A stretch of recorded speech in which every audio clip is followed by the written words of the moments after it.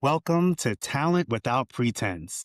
I'm Gerald Gordon, co-founder of Reference Me. I spent years watching companies make very expensive, very preventable mistakes around how they hire and also how they let people go. But this show is where I sit down with HR leaders, CHROs, technical leaders, people executives who are actually in the room when those things happen. No buzzwords, no vendor pitches, just honest conversation about who's and what's working and what's not working and what's broken and frankly, what needs to change. So let's get into this. Today I have Simone. She's a VP of People Operations at Ascendus, a nonprofit microlender that's been in the business of helping the underserved entrepreneurs build something real for over 30 years. You've been inside the organization for 11 years, though real funding pressures, real change, and workforce reduction you actually seen, and even in some cases, maybe had to lead. What I want to get into today is the thing almost nobody's talking about.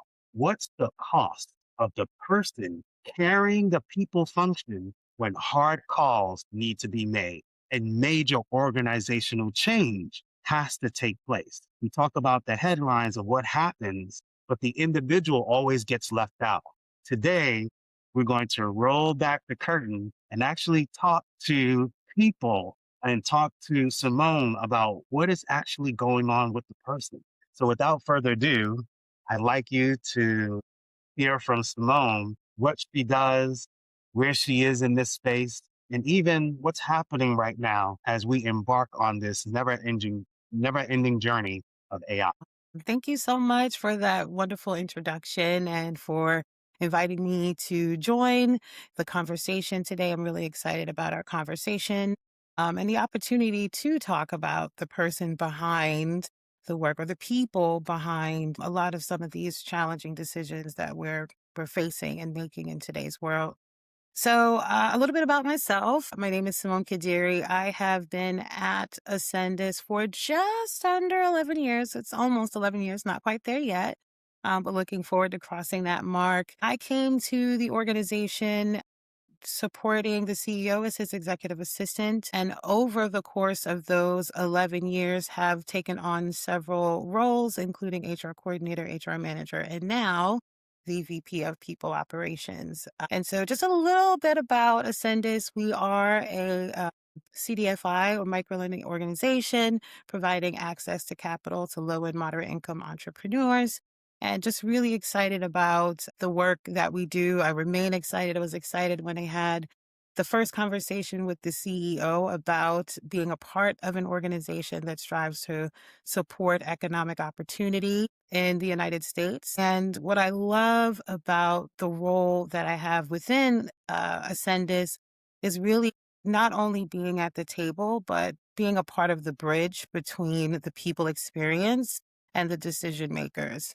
And also just supporting a lot of the difficult decisions that we're making, whether it is involving programs and how that impacts the staff, or whether we're really thinking about tying the people experience to the business strategy. So really, really enjoy my time and excited about talking about that more today. And when you send your intro, you just learn so much more. I think it's fascinating that you started with the CEO of actually what they were coming up with in the strategy. And then you started moving into other roles within the company, having that firsthand experience. That's actually Yeah. really, really cool. And I love that part of your story.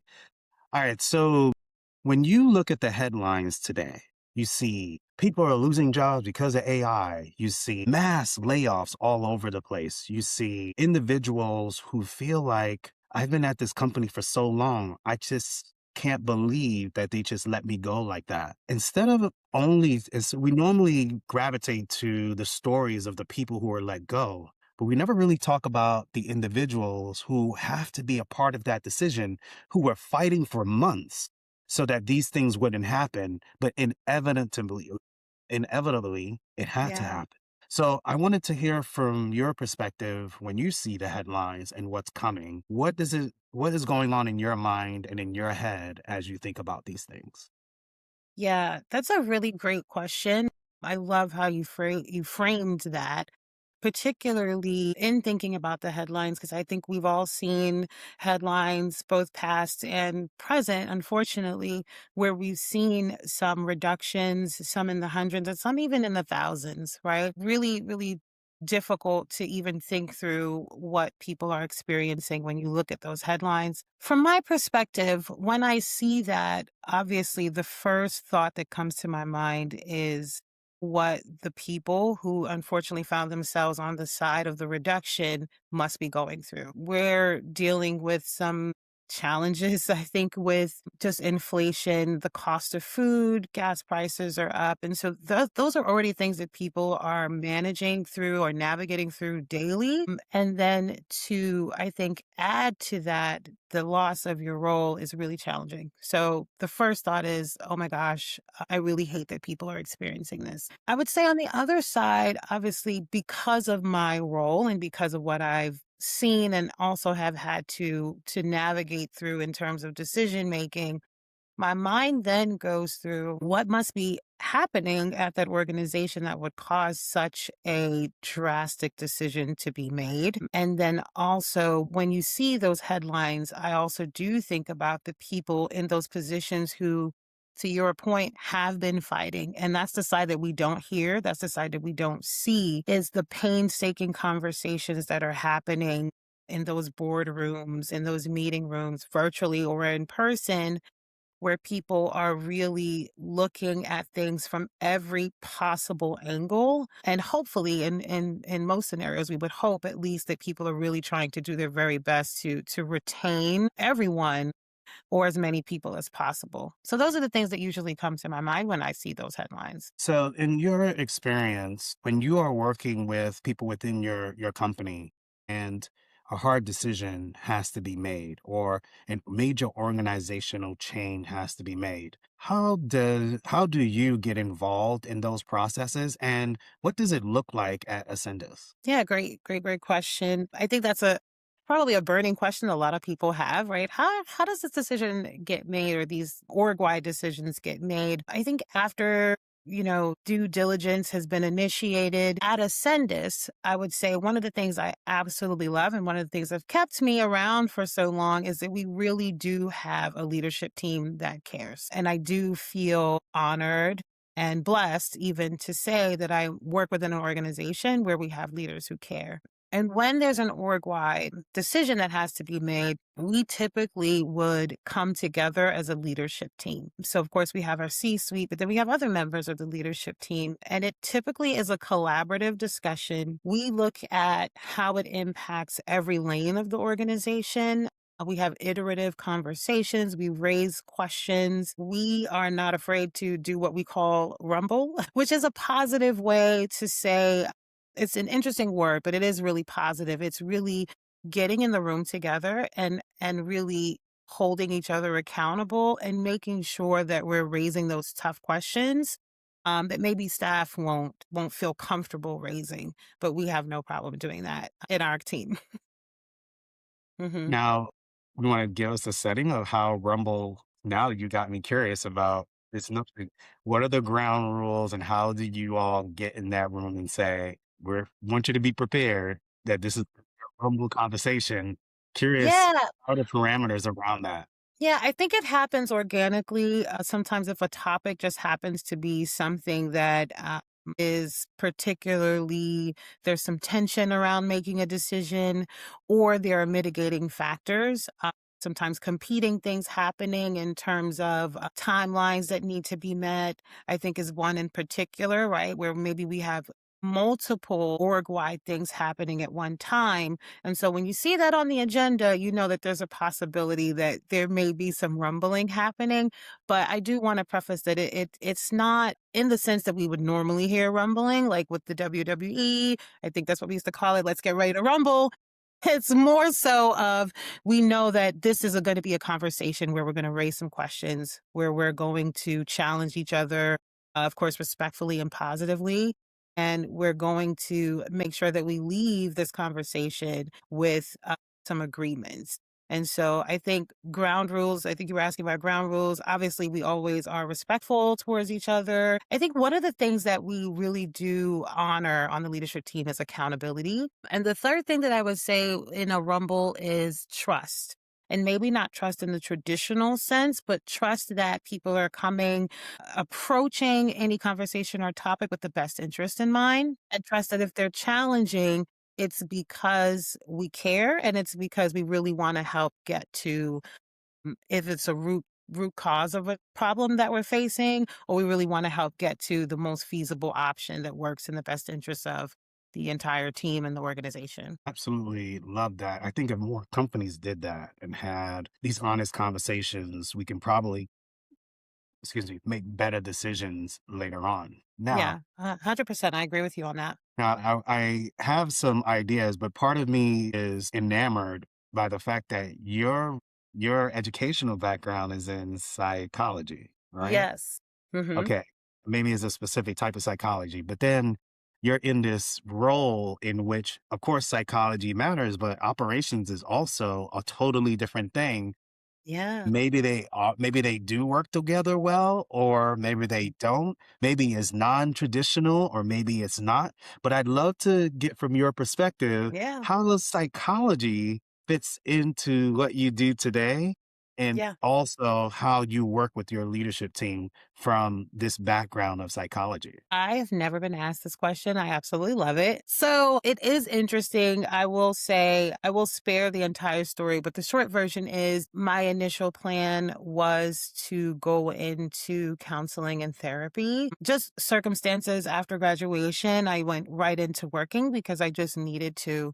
And I found myself in very administrative, operationally aligned roles. And over time, found that I kind of really enjoyed doing that and wanted to continue going that route. And just to quickly, I guess, take a quick rabbit trail back to when I started working at Ascendus, my plan was to maybe go back to school and potentially get some education or a master's in nonprofit management, which is why I agreed to the role as the executive assistant upon, being offered. And in that time that I worked directly with our CEO, to your point that you made earlier, and really getting into the strategy and how we are thinking about the programs and what these programs could mean for both the organization, what it could mean for our clients who we care about so much. We care about seeing our clients grow and just kind of really getting into that strategy piece. One of the takeaways I think for me in getting my education was I had a professor who was actually the chair of the department.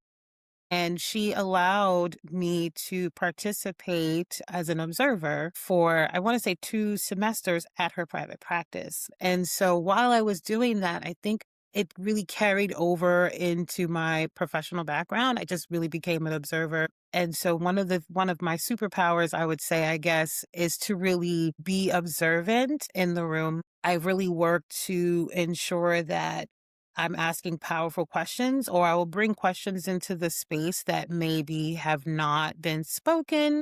Sometimes we call it the elephant in the room. Sometimes there's a question lingering in the space. I'm very comfortable bringing that about. And I think that observation, those observational skills that I developed while I was working with that professor have really helped me to be able to be in a space with folks, see what's maybe not being said, pick up on particular body language and things of that nature. And it does help me both to connect, I think, with people as well. If I'm picking up on something, if we're having a difficult conversation and I recognize maybe that the nervous system is activated, I will pause and I will address that because I want to make sure that people are always feeling that they're in a safe place psychologically, and psychological safety has become so important today. I hear it a lot. And so I think that psychological safety, being able to provide psychological safety, I think has really been helpful for me in my role at Ascendus, both with staff, managers, and even with the leadership team as well. As you were talking, I was thinking about, what inner work has to be done to prepare you for when there are challenging things. And I know in psychology, that study of that definitely gives you an advantage. And I know that at this point in time, there's a lot of things that people are mentally carrying as we are dealing with this one tremendous amount of change, but also some of the things that you brought up. You got the gas prices are up, you got food being expensive, you got people losing jobs, and that's the result. But inwardly, how do we or how should we be getting through things like this just on the mental side?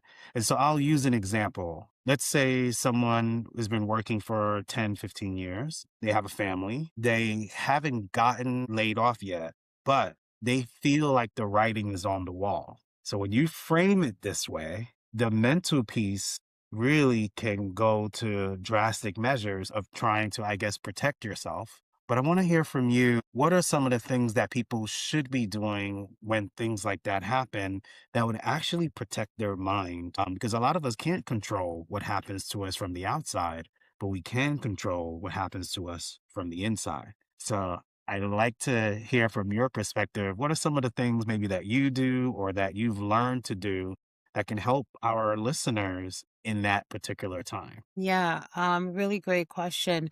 I'll start with some of the things that I do, and then I'll share something that I learned just this week on Tuesday. So I will say this. I want to say anyone working today is navigating challenges. And I think that's realistic for any kind of role that you're serving in, right?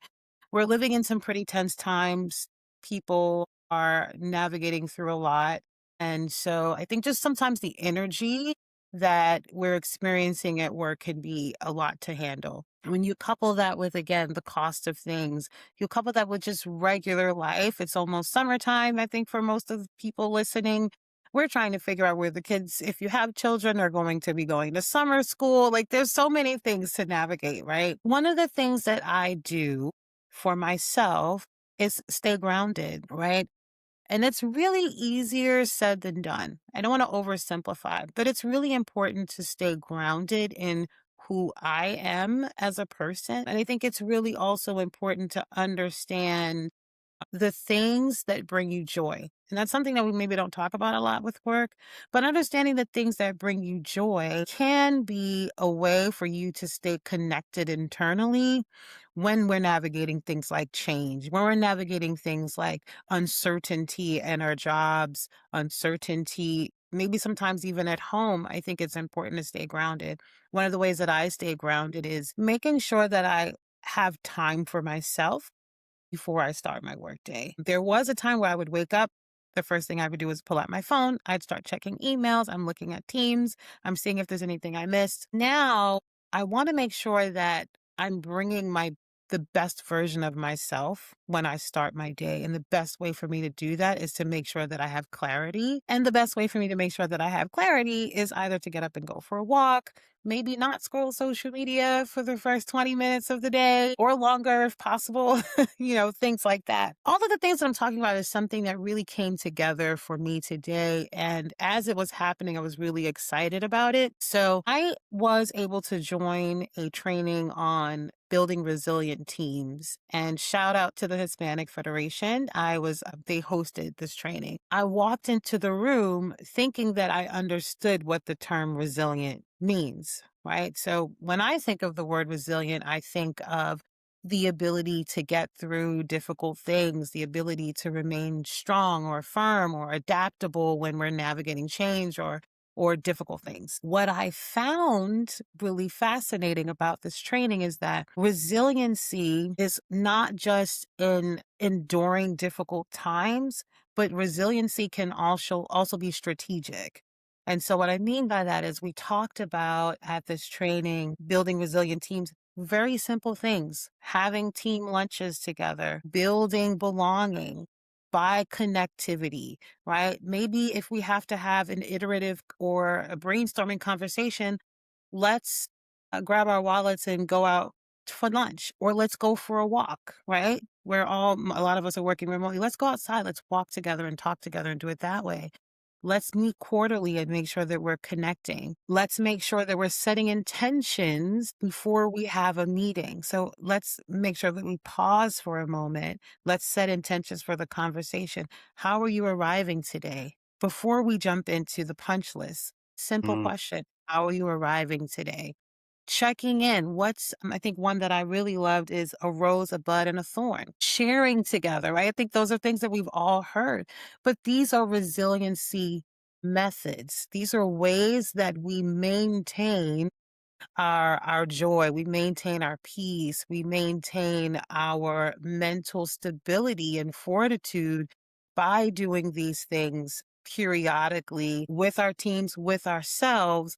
And so that way, when those difficult times come, we already have built this strength and stick to itiveness, as somebody that I know used to say, but we haven't done these major workflows and things in order to accomplish that. It's just really simple. And so I think one of the things that's what I would share with you today or to the listeners if we're thinking about ways that we want to stay grounded and ways that we want to ensure that what we're experiencing is having a reduced impact or even no impact, I would hope, but at least a reduced impact on our psychological well being. I would say really thinking through building in some of those resiliency methods similar to what I discussed. no, absolutely love that. And I love the intentionality of it, right?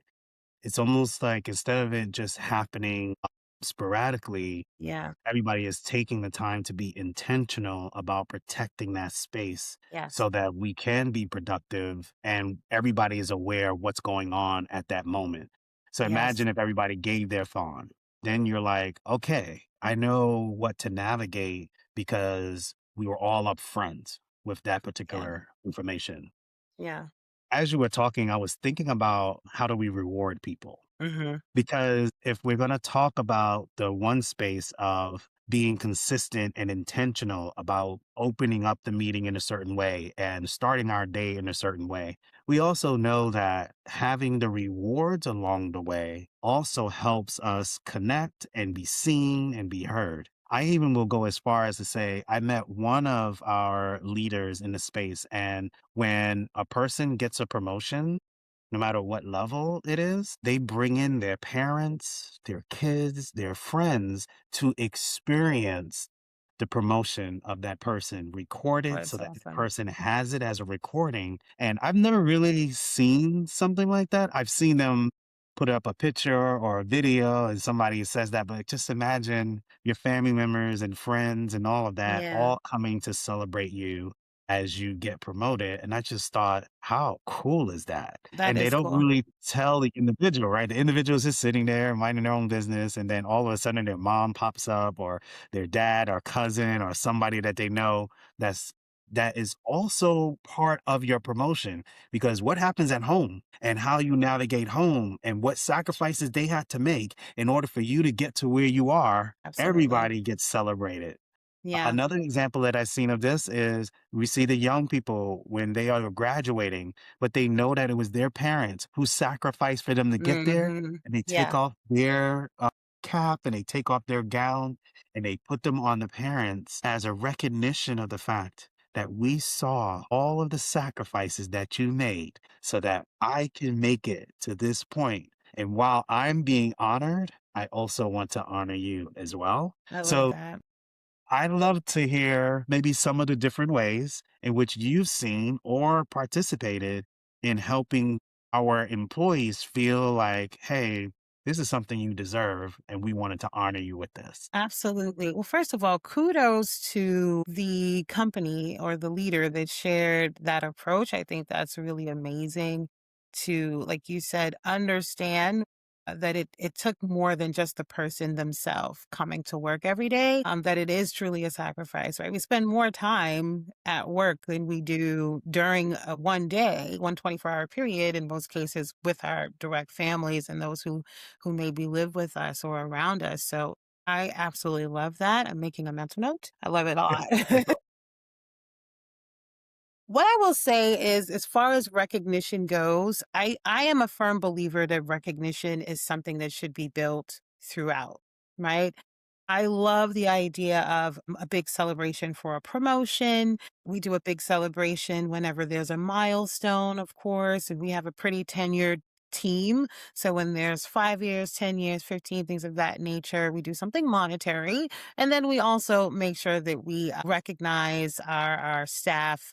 We are remote, so that's a bit of a, I don't want to say a challenge, but it's not the same as it was when we were in person. And so one of the things we did when we did get together for our annual offsite is while most of the people have already received their gifts that we send to them, we also made sure that we gave everyone a moment to be recognized. So we had everyone in the various groups. If you've been here 1 to 3 years, or 3 to 5 years, or 10 to 15 or 20, and just seeing everyone kind of rise from their seats and understand the various years of experience that we've had was really fun to do. But again, going back to what I was saying, I do believe that it should be more than a pizza party. I know we hear people say that all the time, right? We don't want a pizza party. We want real intentionality about being recognized. And one of the things that we do during our monthly all staff meeting is we do shout outs. We want to make sure that we're doing real time feedback, right? We're not waiting until an annual review to say you did this thing really great. We're doing those shout outs during the week through our Teams chat. We send org-wide emails to say, "Hey, this cool thing happened with this person." And that could be anything from a new ascender, which we call our baby ascenders. So we have a new yeah, we call them ascenders. So that could be anything from that or a wedding or a graduation. We celebrate all aspects of our team's lives, so not just the things they do for productivity, but we also celebrate what's happening in your lives too. So those are the different things that we've done. Yeah. That and I love that, as an organization, sometimes it's not hard. It's not easy to do these things when you are trying to run a business. And so taking that pause and recognizing people and doing it, like you said, not only at the milestones, but in micro Yeah. doses, I think that Yeah. that's a great idea as well. All right, so I only have a few more questions, believe it or not. Okay. Been talking quite some This is time and great. it kind of moves so fast. However, I want to talk a little bit about what you've been seeing in the micro lending space. This is not an area that I'm used to seeing at all. And it's really fascinating at the fact that what the company does with helping founders and helping individuals, and I'm not sure if it's all individuals, but the micro lending space. So maybe you can give us a view into that world. Like we're a fly on the wall. What is that world like, especially in this day and age where capital is so important, even in keeping companies alive at this point? Yeah, I'll be honest with you. There has been, even since last year, quite a bit of conversation around navigating the economic times that we're in as CDFIs, as micro lenders, just really kind of the really be intentional about how I respond to this question. When we think about the funding space, right? Nonprofit organizations obviously rely heavily on funding, grant funding to be specific in some cases. And we've really seen quite a bit of change in what the development space has looked like over the last, maybe 18 months or even more. And what I'm seeing a lot of in the conversations that I'm having, and even some of us have just kind of started creating meetings where we meet once a month just to kind of talk about, like, how are you navigating X or Y challenge. So I'm seeing a lot of people really hold the line, so to speak, in terms of wanting to make sure that staff feel safe and supported, but then also really trying to navigate and figure out this new funding landscape and how do we ensure that we can keep doing the things that we love to do and keep supporting the clients that ultimately we're here to support and to help these communities grow by supporting their businesses and by ensuring that they can add jobs to their communities. So I've seen a lot of that. I want to say specifically in the people space, I've seen a lot of people leaders in between decision makers, right? So they're in this space where they are working to ensure that leadership is informed and they can maintain a pulse on what's happening on the ground and in the organization. But then I'm also seeing a lot more of the, I would say, psychological work, to use your framing, right? A lot more of spending time with staff and talking through concerns, because people have been concerned. And so what I'm seeing specifically with people leaders is a lot of that. It has not changed, however, our excitement and our joy and exhilaration for supporting small businesses. One of the things that brings me a lot of great joy is whenever we have our staff meetings, we always add celebrations toward the end, and we like to hear a client story.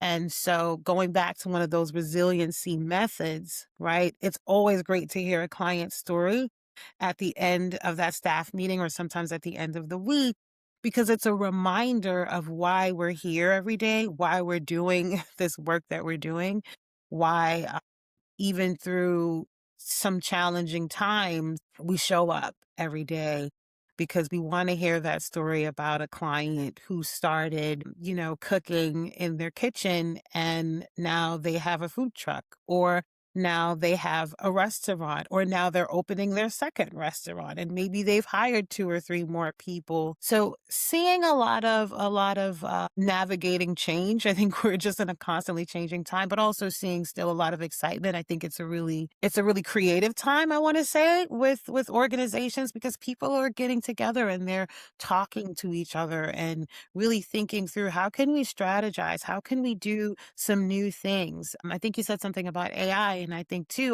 there's been a lot of conversation, really fun and interesting conversations around how do we leverage the use of AI to ensure that we can continue serving our clients, but do it in a more efficient way and allow the mental space for the people who've been doing this work to think through and to work through bringing new ideas into the work that we do every day. And it's just a tall order, isn't it? To Yeah. be able to see people where they are, help them understand the challenges that they're going through, and then also being a lender. I mean, you're part of fueling all of these smaller businesses and maybe larger businesses. I would love to hear that a food truck has gotten started. I'd love to hear that small shops have gotten started. And that's all a result of the work that Yeah. you all have put in at Ascendus.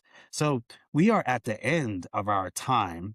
What I would Nice. love to do is give you, if there's anything else that you would like to share, one of the things that I've learned from you so far, which has just been phenomenal, is that we can be intentional about how we treat our people. And the mind shift changes that you shared with us, how you think about what's happening in the environment and how you can position yourself, the things that you can do personally to keep yourself grounded.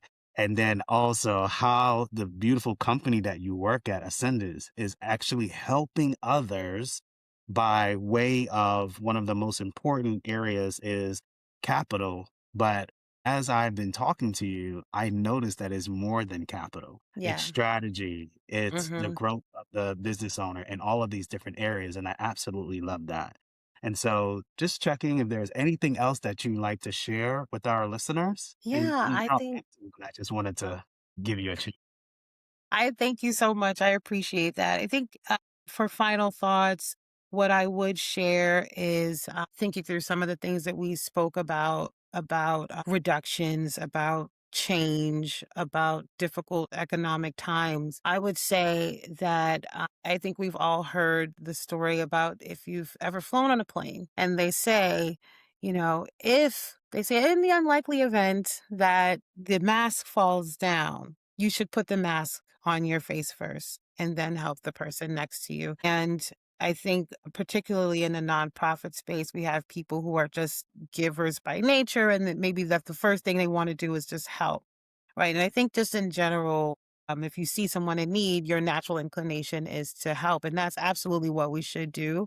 But I think it's really important that as people, we make sure that we're pouring into ourselves so that we can pour into other people. And so I think the final thing that I would say is to make sure that we're grounded, that we have safety psychologically, because you can't give what you don't have. And so One of the things that I see a lot is unfortunately people burning out right now.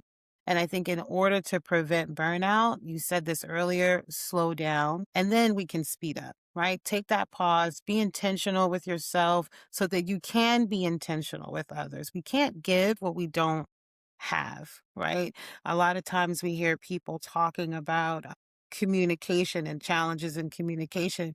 But if we think through how we talk to ourselves, our own internal dialogue, oh, I made a mistake. Oh, that was dumb. Why did I do that? That is not good communication to yourself, internal dialogue. So that's the thing I would say. Make sure that you're taking care of yourself and being intentional with yourself. And then it becomes easier and more natural to be intentional and care for others and compassionate. Absolutely, absolutely love that, Simone. In some circumstances, we know that we can avoid when a change has to happen and we have to let people go, but how we do it is critical. So, Simone, what are your thoughts on that? Yeah, I know earlier you were speaking and you were talking about intentionality. And the thing that came to mind, or again, I told you I'm kind of observant, right? I'm kind of watch people's behaviors. I could tell that as you were speaking about intentionality, it wasn't just something like a buzzword that we hear, but it was more so something internal and an approach that you take. And I 100% agree that there are times and instances where unfortunately a role doesn't work out, or unfortunately, maybe for financial reasons, the organization has to reduce their workforce. And that's not something that people enjoy doing. However, I do believe that by adding that intentionality, adding in that human aspect and compassion, that we can absolutely ensure that there's the softest landing possible. And that's why I really do appreciate the service that you offer, right? If someone is the first thing they're thinking about, particularly if they happen to be the breadwinner for their family. The first thing that comes to mind is, oh my gosh, what am I going to do? I have to take care of my family, letting them know, listen, we have to make this decision. However, we're being intentional about ensuring that your next stage is that the road to that next stage is less bumpy, right? By making sure that we're providing you this service, by making sure that we're providing you with this parachute, if you will, to help you in your landing.